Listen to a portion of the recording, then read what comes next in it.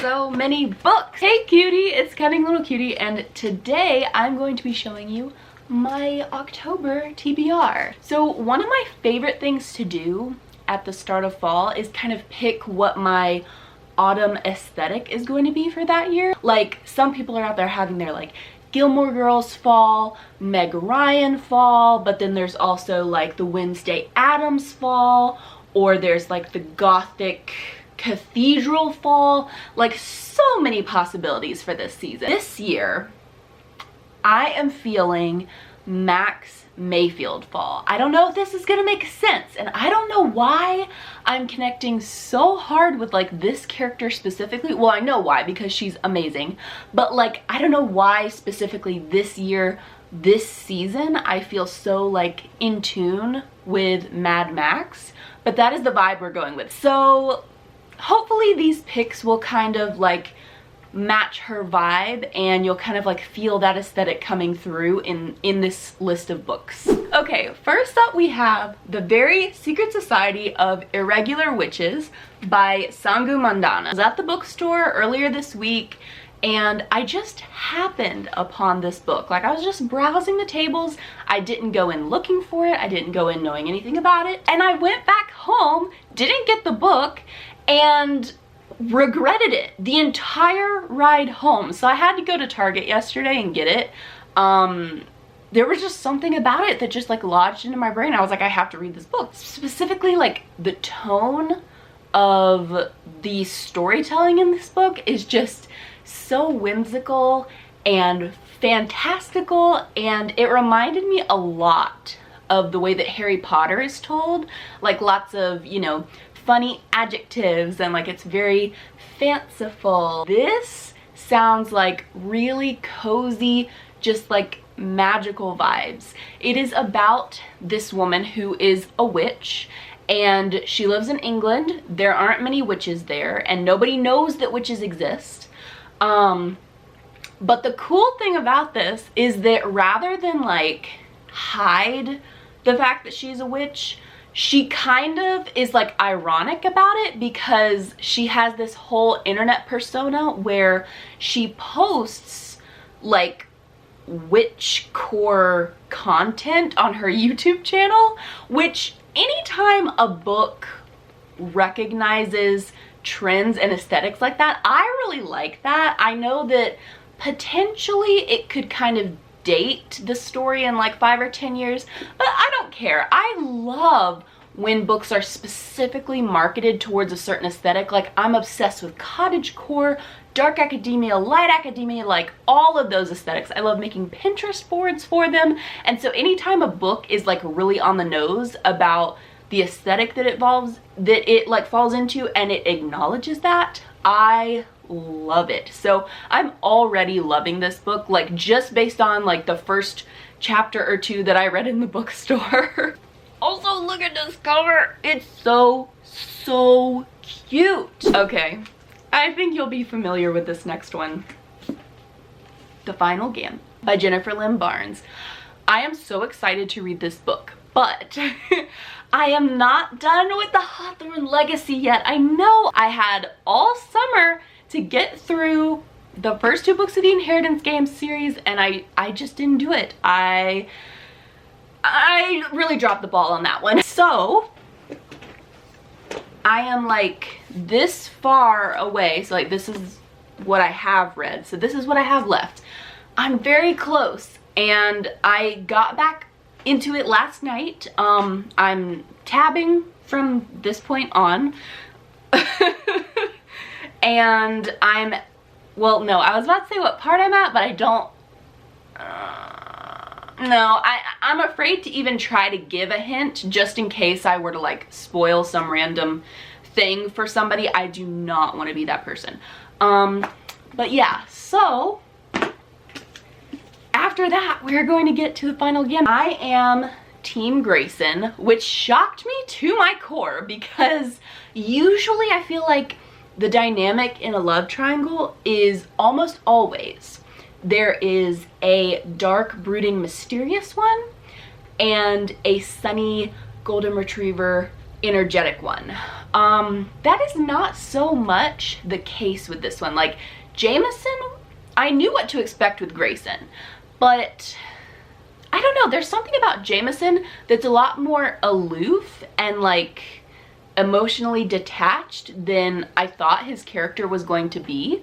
So she definitely subverts the, you know, normal love triangle trope in that way. But I love me some golden retriever energy, and he just didn't really have that for me. I don't know, somebody might disagree with me, but so in that case, I'm kind of for Grayson. Like personally, I think he seems to be more in love with Avery than Jameson is.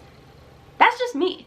And he, well, I don't want to spoil anything. That's all I'm gonna say. I'm Team Grayson. Okay, next up, I wasn't sure if I was gonna be able to read this book this fall because as you saw, I already bought 2 books like just this week, and I try really hard to use my library and take advantage of like subscription services like Scribd, where I'm not having to pay for like each individual book. And so I try really hard to only like to keep my book spending to a limit. I could not find this book on any of them. Like I think on Libby it was like 24 weeks for the next hold or something like that. And then I walked into my library today, and what did I see? Sitting prominently on the new releases shelf? Book lovers, that's right. I have never finished an Emily Henry book. I read part of Beach Read earlier this year, and I ended up DNFing it, not because I hated it or anything like crazy, but I just like, it was more of a circumstantial thing where like I started reading it, got really, you know, preoccupied with like other stuff going on in life, and then by the time I had the opportunity to come back to it, I wasn't excited enough about it to finish it. So I don't have qualms with Emily Henry. I just haven't had the experience of finishing one of her books yet.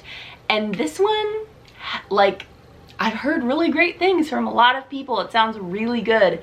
And it is about somebody in the publishing industry. I also just need some romance in my life. Like I've been reading a lot of fantasy recently, which I'm really proud of myself for, because up until this point, this past year or 2, I haven't like read a ton of fantasy, so I'm really happy about that, but I feel like I need to switch it up. Speaking of romance, the next book on my list is The American Roommate Experiment. Yes, Experiment. I was about to say Experience. The American Roommate Experiment by Elena Armas. Now, I have not read The Spanish Love Deception for a very specific reason. I do not like the wedding trope, like having a fake date to a wedding, or, you know, bridesmaids falling in love with groomsmen. Like, I don't know what it is. Percy, shh. I don't have anything against weddings in real life. Like, weddings are fun, especially like if you're going to one where you're gonna know people. But there's just something about reading about weddings that I find really boring. And so that's like the whole premise of that first book, I believe, is that she takes like a coworker to a wedding, or he's like a fake date, or like they don't really know each other well, something like that. And it just never sounded that exciting to me. But this one sounds so cute. I love roommates and like that whole trope. 100% it is because of New Girl. That is my favorite TV show of all time. If I was a TV show personified, it would be New Girl. I'm obsessed with that show. I've seen it like 6 times from beginning to end. And so the idea of being like platonic roommates and then falling in love sounds so cute to me. It must be a situation where they don't realize they're roommates, or like they don't realize they're gonna be sharing an apartment or something like that, because the sample was like her thinking that someone was trying to break into her apartment, and it turned out it was like the, you know, the guy, main character, the love interest, was just trying to get into his apartment, which is also her apartment. And it was so hilarious. Like the whole scene was just so like awkward and funny, and I listened to like 4 minutes of it and was like, okay, this is going on the list. Like, I don't care if it's autumnal or not. I don't care if I've read the first book or not.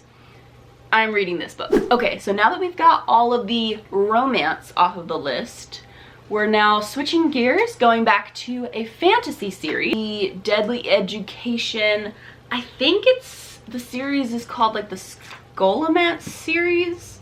I'm not sure, but I'm sure you've probably heard of this one. A Deadly Education, and then the second one is called The Last Graduate. Yes, lesson 2 of the Scholomance. So this is basically Harry Potter meets Fantastic Beasts. Like if Hogwarts had a bunch of ferocious magical creatures that were trying to like attack the students, and then the students were there to learn how to protect themselves and fight off the fantastical beasts. That's basically the vibes I'm getting. This series has been out for a while. I think the 3rd book either just came out or is about to come out. So like there's several books already out in this series, and I was just never totally sold on it. But then again, I was listening to the Audible sample, and it was so funny. It was like the very first chapter, and the main character was giving such strong Katniss Everdeen vibes. Like I have read several books that have tried to emulate that type of main character, but none have done it as well as this book, and I haven't even read the book yet. But I can tell you just from the first chapter that Naomi Novik has captured that sort of like grumpy, prickly, you know, doesn't need to be saved, wants to do things on her own, very, very stubborn girl main character. I am so excited. That first scene where the guy is like saving her life and she gets super mad at him for doing it, that was one of the funniest things I have read in a long time.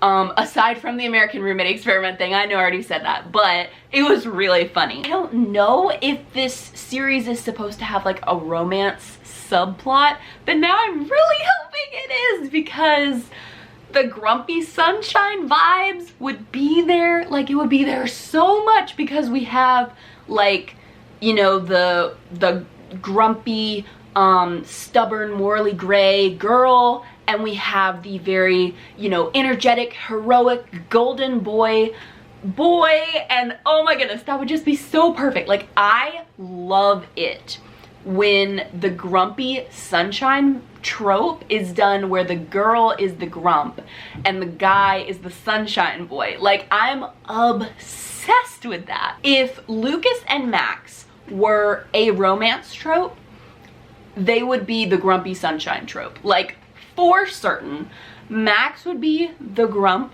and Lucas would be the more like sunshine, stable energy, and they would just balance each other out. Like I totally feel like that would be their dynamic, where she has like the sarcastic one-liners and he is like a little bit more sensitive, a little bit more genuine, and oh my goodness, I just hope they end up together.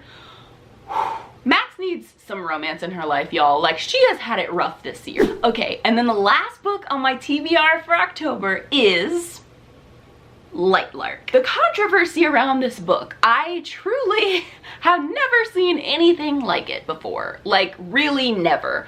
But for some reason that actually has made me more interested in reading it, because now I have to know, like, is the drama and the negative reviews, like, are those real? Or was it truly just a terrible case of a small few review bombing an actually good book?